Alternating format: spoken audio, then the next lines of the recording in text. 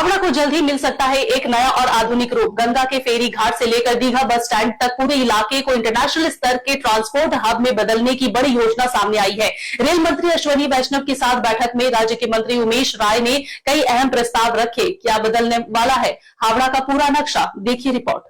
Howrah station और उसके आसपास के इलाके की तस्वीर आने वाले समय में पूरी तरह बदल सकती है।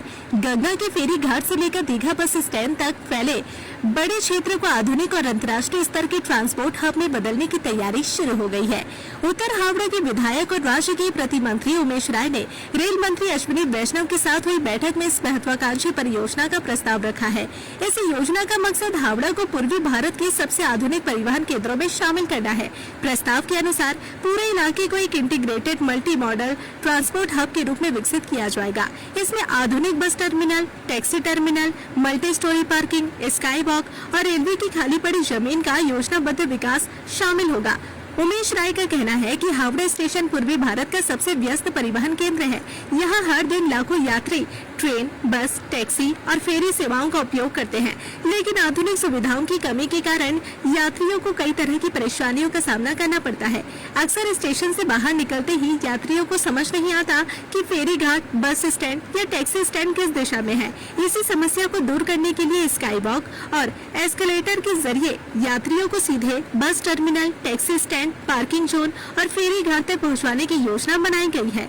योजना में डिजिटल सूचना प्रणाली, निर्धारित पिकअप और ड्रॉप जोन व बेहतर ट्रैफिक प्रबंधन को भी शामिल किया गया है, जिससे यात्रियों को तेज और सुगम यात्रा का अनुभव मिल सके। हावड़ा स्टेशन और आसपास के क्षेत्रों में लंबे समय से ट्रैफिक जाम और पार्किंग की समस्या बनी हुई है।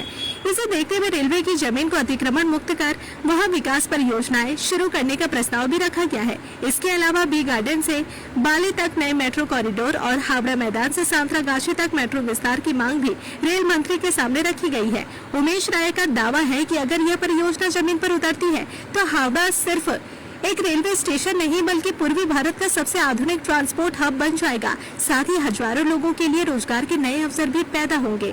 बताया जा रहा है कि रेल मंत्री अश्विनी वैष्णव ने इन प्रस्तावों को सकारात्मक रूप से लिया है और गंभीरता से विचार करने का आश्वासन दिया है। अब सबकी नजर इस बात पर टिकी है कि हावड़ा के विकास की यह बड़ी योजना कब हकीकत का रूप लेती है और कब शहर को मिलता है एक नया, आधुनिक और विश्व स्तरीय परिवहन केंद्र।